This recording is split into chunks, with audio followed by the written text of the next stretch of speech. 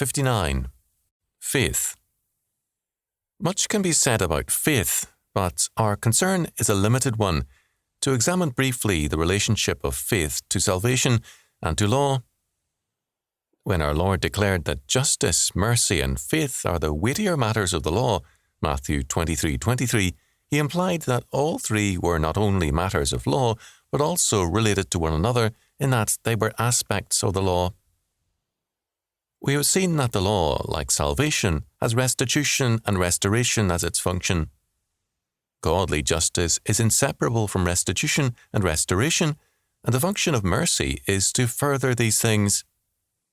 Man cannot of himself meet the requirements of the law, being a fallen creature, and so it is saving grace which restores him to righteousness by imputation, and sanctifying grace which, by means of the law, enables him to grow in righteousness and to develop its requirements in terms of every vocation, calling, and sphere of life.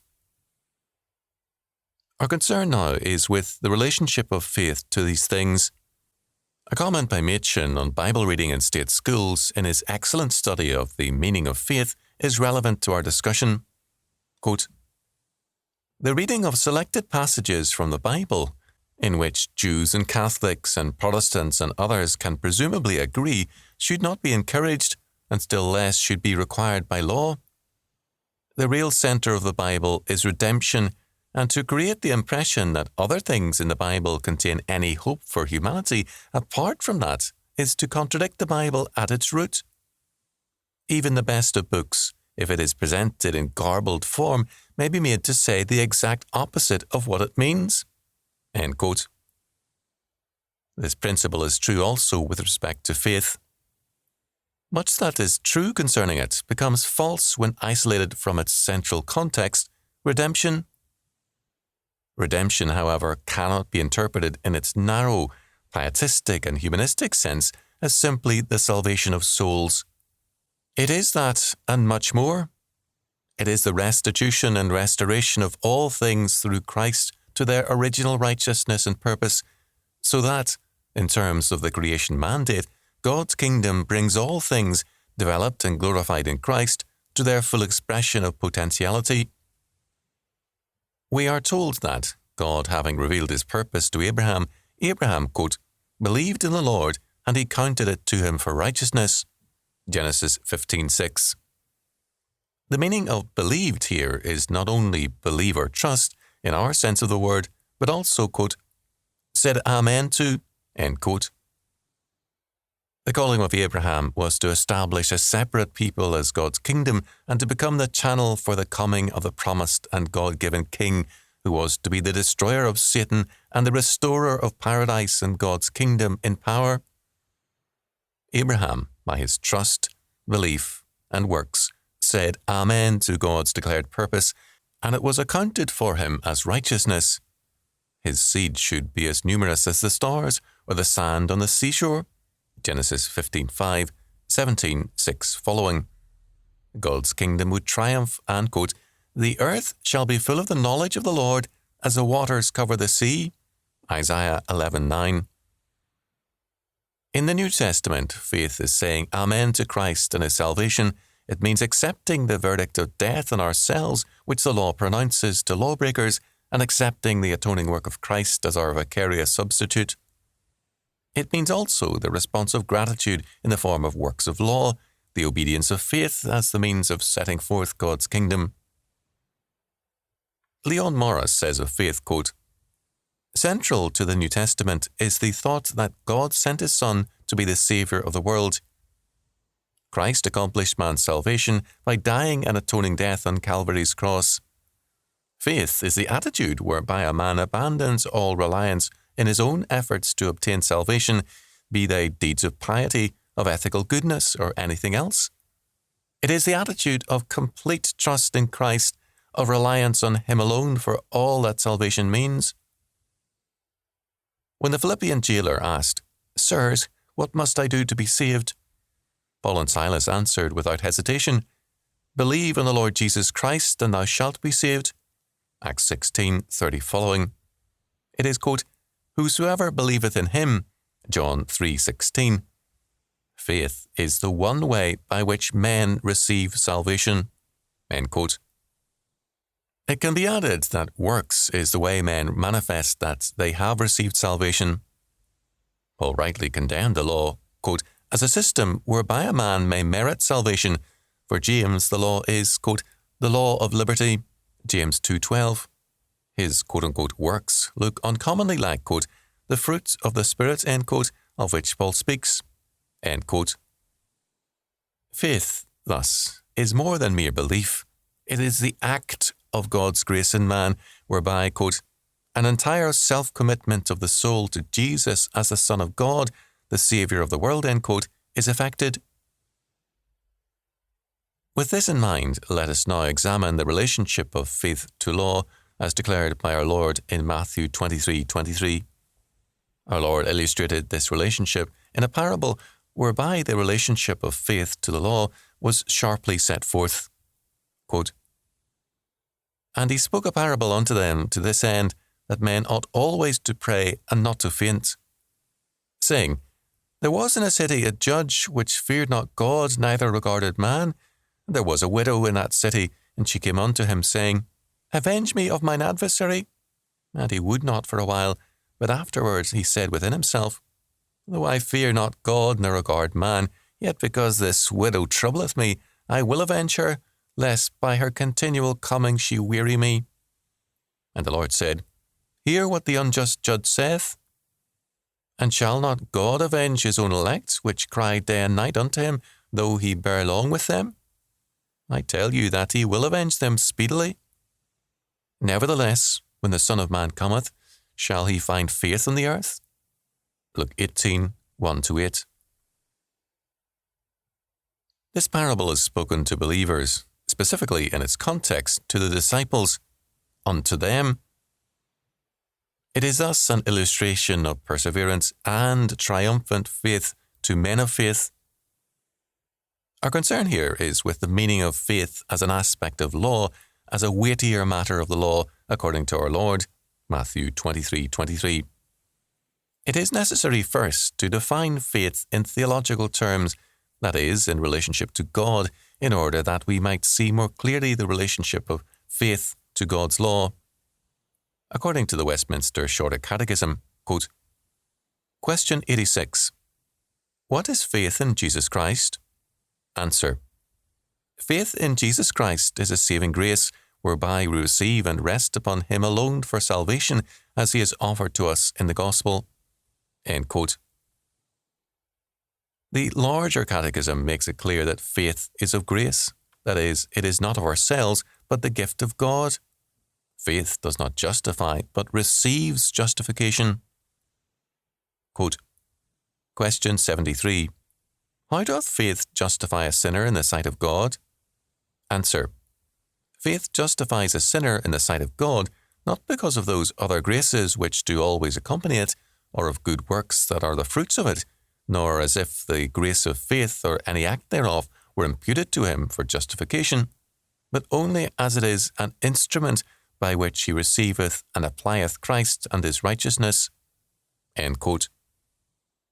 Quote, the grace of faith, end quote, as the Westminster Confession of Faith refers to it, is instrumental. It is the gift of God whereby we receive and apply Christ and his righteousness. There is thus an, quote, obedience of faith, end quote, Romans 1:5, Acts 6:7, whereby we respond to God and his law word. Quote, faith is not a dead assent, but the act of a quickening soul which possesses, like seed corn, a germinating power. End quote. With this in mind, let us turn to the parable as one spoken to believers as a guide and instruction for the life of faith. It is called the, quote, parable of the unrighteous judge, end quote, or, quote, the parable of the unjust judge, end quote, as though the concern of the parable were with the judge rather than the believer. The concluding sentence of the parable asks, quote, Nevertheless, when the Son of Man cometh, shall he find faith on the earth? With respect to this question, certain things need to be pointed out.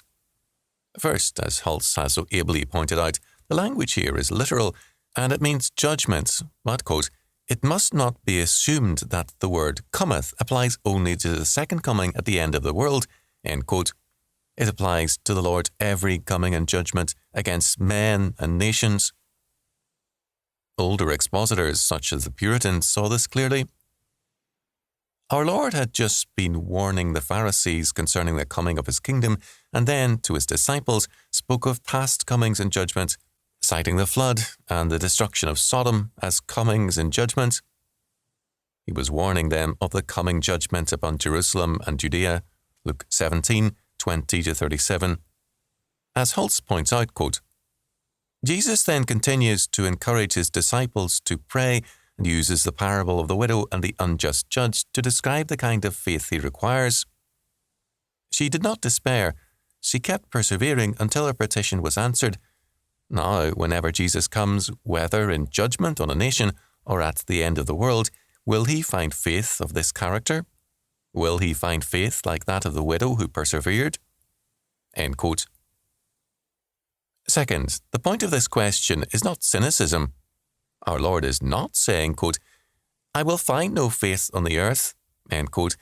He had just declared that some have always manifested faith, and in the coming fall of Jerusalem, his own would be preserved. Luke 17, 31-36. Heretics love to push this question away from themselves and to hold that it is reference to a great supposed falling away from the faith before the end of the world. The question, however, was asked of disciples who would face the judgment on Jerusalem, and they were asked as individuals to face up to this question, even as we are. This question is not for the end time, but for us now. As Holtz states it, quote, this question, quote, will he find faith, end quote, is calculated to stir up self-examination. If he suddenly comes to call me into his presence, will I have faith? True, persevering faith? That's a question you and I must answer without delay. End quote. It must be noted, third, that this parable gives us an example not only of faith in the person of the widow, but also of triumphant faith. The widow is avenged. Her adversary is judged and compelled to make restitution. I will avenge her, the unjust judge finally declares. In Scripture, quote, vengeance is proper for man only in the restricted sense of dispensing justice for a legally punishable crime or sin meted out in the prescribed manner. End quote.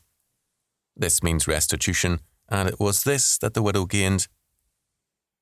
Since the widow is often pictured in Scripture as one who is exploited by ungodly men, and the widow's cause as very important to the Lord, we can assume that such a reference is in mind here.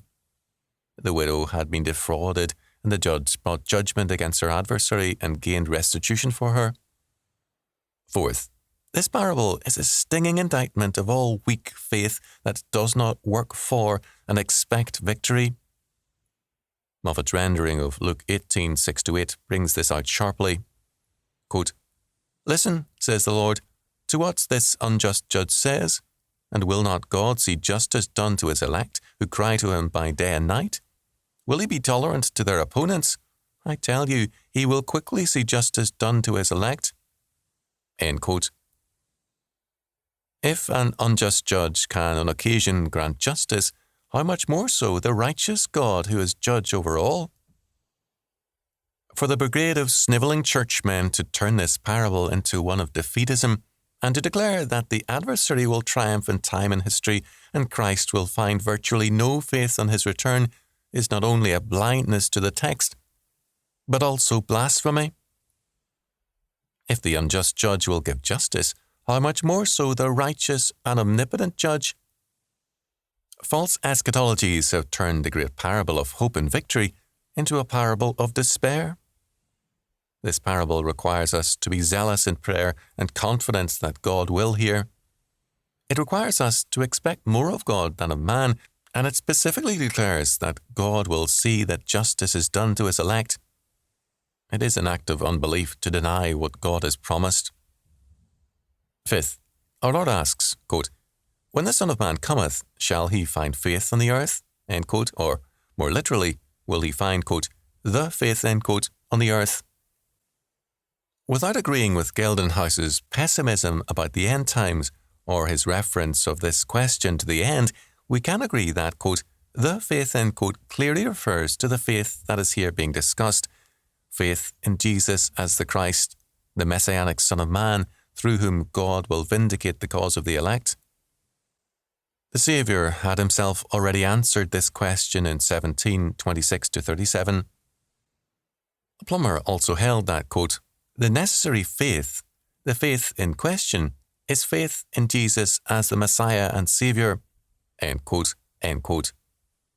Sixth, this points plainly to the fact that the faith, end quote, Christ requires is not only in himself as Messiah and Saviour, but in what his redemption and kingship involves, namely his protection as lawgiver of his covenant people, as the righteous judge.